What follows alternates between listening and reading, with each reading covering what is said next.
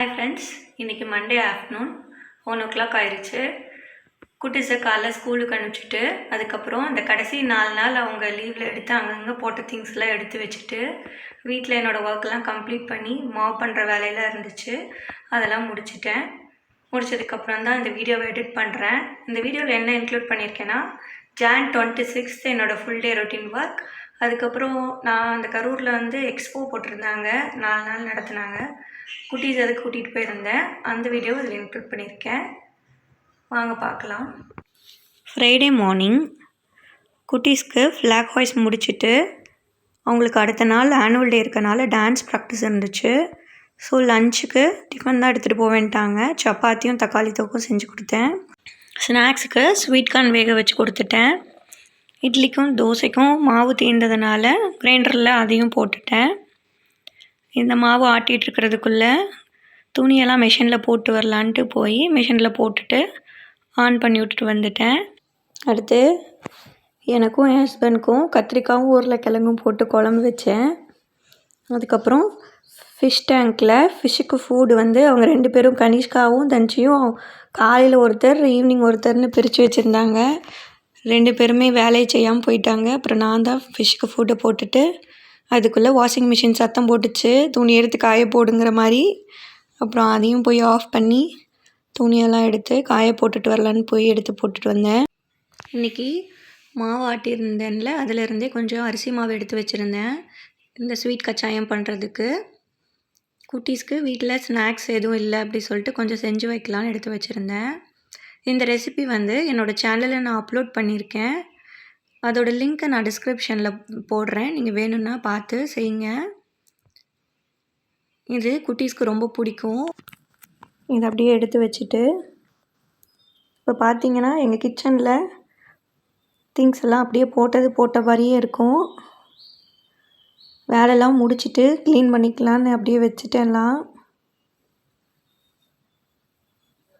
இந்த சைடு திரும்பினா பெட்ரூம்லேயும் குட்டீஸ் எல்லாம் அப்படியே போட்டுட்டு போயிருந்தாங்க. ஒன்று ஒன்றா க்ளீன் பண்ணலான்ட்டு ஃபஸ்ட்டு கிச்சனை க்ளீன் பண்ணேன். கிச்சனை ஒரு வழியாக க்ளீன் பண்ணி முடிச்சுட்டு அதை பாத்திரம்லாம் விளக்கி எடுத்து வச்சுட்டு திங்ஸ் எல்லாம் எடுத்துகிட்டு பெருக்கி விட்டுட்டேன். அடுத்து பெட்ரூமையும் நீட்டாக எடுத்து வச்சுட்டேன். வீடியோஸ்லாம் கொஞ்சம் எடிட் பண்ணுற ஒர்க் இருந்துச்சு, அதுவும் கொஞ்சம் பண்ணினேன். கரெக்டாக முடித்தேன். குட்டீஸ் 2 பேரும் வந்துட்டாங்க ஸ்கூல்லேருந்து. டான்ஸ் ப்ராக்டிஸ் மட்டும்தான் அப்படிங்கிறனால சீக்கிரம் ஸ்கூல் விட்டுட்டாங்க. கொஞ்சம் நேரம் இவங்க 2 பேரும் அடிச்சுக்கிறாங்களா குணஞ்சிக்கிறாங்களானே தெரில, விளையாண்டுட்டு இருந்தாங்க. அதுக்கப்புறம் ஈவினிங் எக்ஸ்போக்கு போகணும்னு கிளம்பி போயிட்டோம். என் தம்பி பையன் யஷும் வந்திருந்தான். நாங்கள் ஏர்லியராக அங்கே போயிட்டோம். கனிஷ்காவோடையும் தன்சியோட ஃப்ரெண்ட்ஸும் வரேனாங்க, அதுக்காக வெயிட் பண்ணிகிட்டு இருந்தோம். அவங்களும் வந்துட்டாங்க. ஃப்ரெண்ட்ஸ் கூட வெளில போகிறதுனாவே ஒரே ஜாலி தான். அதுக்கப்புறம் எல்லாம் ஒன்றா டிக்கெட் எடுத்துகிட்டு உள்ளே போயிட்டோம். என்ட்ரன்ஸில் பார்த்திங்கன்னா நிறைய அனிமல்ஸ், பேர்ட்ஸ் அதோட மூமெண்ட்ஸ் இருக்க மாதிரி வச்சுருந்தாங்க. அதெல்லாம் குட்டீஸ் வேடிக்கை பார்த்துட்டு இருந்தாங்க. நம்ம சின்ன பிள்ளையாக இருந்தப்போல்லாம் சர்க்கஸ் போடுவாங்க. அதில் யானை கிரிக்கெட் விளையாடும், அந்த மாதிரி நிறையா இருக்கும். பேர்ட்ஸ்லாம் வச்சு ஷோ பண்ணுவாங்க. அந்த மாதிரி யாரெல்லாம் சர்க்கஸ் போயிருக்கீங்களோ சின்ன வயசில் கமெண்ட்டில் ஸ்மைலி போடுங்க. அதுக்கப்புறம் இந்த சைடு ஸ்னேக் மாதிரி ஒன்று வச்சுருந்தாங்க. அதெல்லாம் குட்டீஸ் பார்த்து என்ஜாய் பண்ணாங்க. இந்த எக்ஸ்போ 4 நாள் நடத்துனாங்க. கண்டினியூஸ் ஹாலிடே அப்படிங்கிறனால நல்ல ரஷ்ஷாக இருந்துச்சு. நாங்கள் போன டைமும் பார்த்தா ஈவினிங்காக போயிட்டோம். இந்த எக்ஸ்போவுக்கு ஸ்டேட்டஸ் வச்சா விஐபி பாஸ் தருவாங்க 100 வியூஸ் இருந்தால் அப்படின்னு சொன்னாங்க. சரின்ட்டு வச்சுட்டு கொண்டு போய் காமிச்சா அது டே டைமில் வர்றவங்களுக்கு தான் அது அப்ளிகபிள்ன்ட்டாங்க. மார்னிங் 11:30 to 5:30 வர்றவங்களுக்கு தான் அது அப்ளிகபிள். அது வச்சுருந்தாலும் நீங்கள் டிக்கெட் எடுக்கணும். 5 கேம்ஸ் மட்டும் நீங்கள் ஃப்ரீயாக விளையாண்டுக்கலாம் அப்படின்னாங்க. நாங்கள் வந்துட்டோம், ஈவினிங் இப்போயே போய்க்கிறோம் அப்படின்ட்டு உள்ளே போயிட்டோம். குட்டீஸ் அப்புறம் பாசி வலையெல்லாம் பார்த்து கொஞ்சம் பர்ச்சேஸ் பண்ணாங்க. அப்புறம் இந்த ஸ்டேக்கிங் கப்பை வந்து பால் வச்சு அடிக்கிற கேம் விளையாண்டாங்க கனிஷ்காவும் யஷ்வந்தும். ஒரு பால் கரெக்டாக அடித்தா 2வது பால் அடிக்கிறது வேறு பக்கம் போயிடுச்சு. யஷு பார்த்தா வேறு கலர் கப்ஸை வந்து அடிச்சிட்டு இருந்தான். அதை முடிச்சுட்டு இந்த பால் கேம் விளையாண்டோம். இது இன்ட்ரெஸ்ட்டாக இருக்கும். நம்ம போடுறது எந்த நம்பரில் விழுகுது பாலுன்னு பார்க்குறதில்ல. நானும் எங்கே போனாலும் இந்த கேம் விளையாண்டுருவேன். ஆளுக்கு ஒரு பாலை போட்டு விளையாண்டுட்டு இருந்தோம். கடைசியாக நானும் ட்ரை பண்ணேன் இந்த பாலு போடுறதுக்கு. எங்களுக்கு டோட்டலாக கவுண்ட் பண்ணி பார்த்தா 13 நம்பர் வந்துச்சு. சரி, எங்கள் நம்பருக்கு கொஞ்சம் பெரிய கிஃப்ட் வரும்னு எதிர்பார்த்துட்டு நின்றுக்கிட்டு இருந்தோம். சின்னதாக ஒரு கூடை கொடுத்தாங்க. அப்புறம் என்ன பண்ணுறதுன்ட்டு அந்த கூடையை வாங்கிட்டு இடத்த காலி பண்ணியாச்சு. அதுக்கப்புறம் அந்த சைடெல்லாம் நிறைய ஃபிஷ் டேங்க் வச்சுருந்தாங்க.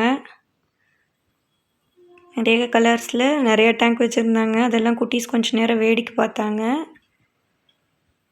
டிக்கெட் வச்சுருக்கவங்களுக்கு ஆளுக்கு 2 ஃபிஷ் இருந்தாங்க. அதையும் போய் வாங்கிட்டு வந்தாச்சு. இது டைகர் ஃபிஷ்ஷாமா, இது என்னமோ ஃபிஷ்ஷு சொன்னாங்க. குட்டீஸ் எல்லாம் அந்த வீடியோஸ் பார்த்து ஃபிஷ்ஷோட பேரெல்லாம் நல்லா தெரிஞ்சு வச்சுட்டு பேசிகிட்டு இருந்தாங்க. லவ் பேர்ட்ஸ்லாம் வச்சுருந்தாங்க. அதுக்கப்புறம் குட்டி ஆமை ஒன்று வச்சுருந்தாங்க. அதை போய் தொடுற மாதிரி போய்கிட்டு இருந்தாங்க. குட்டீஸ்க்கு நெயில் ஆர்ட் ஃப்ரீன்னு சொல்லியிருந்தாங்க. எக்ஸ்போக்கு வர குட்டீஸ்க்கெல்லாம் ரொம்ப இன்ட்ரெஸ்டாக போய் விரல நீட்டினாங்க. கடைசியில் பார்த்தா அந்த பொண்ணு ப்ளெயினாக ஒன்று அடிச்சு விட்டுட்டு மேலே இப்படி பொட்டு வச்சு விட்டாங்க. சரி, ஆனுவல் டேக்கு அழகாக இருக்கும் அப்படின்ட்டு ஏற்கனவே வச்சுருந்த நெயில் பாலிஷில் ரிமூவ் பண்ணிவிட்டு ரெடியாக போனாங்க. அப்புறம் அங்கே சிம்பிளாக தான் போட்டுட்ருந்தாங்க. ரொம்ப ஆசையாக டிஃப்ரெண்ட் டிசைன்லாம் போட்டுடுவாங்கன்னு பேசிக்கிட்டு போனாங்க. நெயில் ஆர்ட்டு நான் போட்டுக்கிறேன் அப்படின்ட்டு டிஸப்பாயிண்ட் ஆகிட்டாங்க. அதுக்கப்புறம் அந்த இடத்த விட்டுட்டு இந்த பலூனில் விளையாடுறதுக்கு கூட்டிகிட்டு போயிருந்தோம். இதுக்குள்ளே போகிறதுக்கு 1/2 அன் ஹவர் வெயிட் பண்ணோம். அவ்வளோ ரஷ்ஷாக இருந்தது. அதுக்கு வேறு அடிச்சுக்கிட்டாங்க, நீ ஏறு நான் ஏறுன்னு. யாரெல்லாம் இந்த பலூனில் விளையாண்டுருக்கீங்களோ எனக்கு கமெண்ட்டில் தம்ஸ் அப் கொடுங்க. நான் இந்த பலூனில் விளையாண்டுருக்கேன். இது ஒரு 8 நிமிஷம் விளையாட வைக்கிறாங்க. குட்டீஸ் ரொம்ப ஜாலியாக என்ஜாய் பண்ணாங்க இதில். குட்டீஸ் விளையாண்டு நாங்கள் கிளம்பிட்டோம். எங்களுக்கு அப்புறம் பெரிய கூட்டமே கூடிருச்சு. எங்கள் குழந்தைய ஏற்றுங்கன்ட்டு. இவங்கெல்லாம் டயர்டாகி தண்ணி குடிச்சிட்ருக்குறாங்க.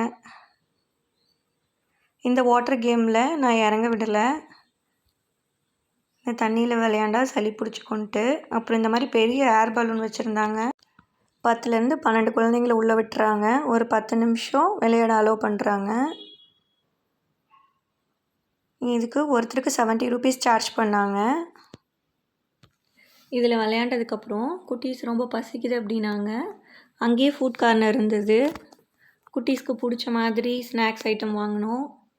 பொட்டேட்டோ ஸ்ப்ரிங் ரோல், அதுக்கப்புறம் வேஃபர் வித் ஹனி சிரப், இதெல்லாம் வாங்கிட்டு குட்டீஸ் ரவுண்டாக உட்காந்து ஷேர் பண்ணி சாப்பிட்டுக்கிட்டாங்க.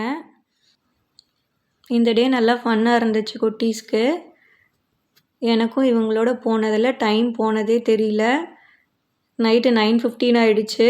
சீக்கிரம் சாப்பிடுங்க கிளம்பலாம் அப்படின்ட்டு வீட்டுக்கு வந்தாச்சு. அங்கே கொடுத்த ஃபிஷ்ஷை கொண்டு வந்து ஃபிஷ் டேங்க்கில் விட்டுக்கிட்டாங்க. இந்த டே இப்படி தான் எங்களுக்கு போச்சு. இந்த வீடியோ உங்களுக்கு பிடிச்சிருந்துச்சுன்னா லைக் பண்ணுங்கள், ஷேர் பண்ணுங்கள், கமெண்ட் பண்ணுங்கள், சப்ஸ்கிரைப் பண்ணுங்கள். Bye friends.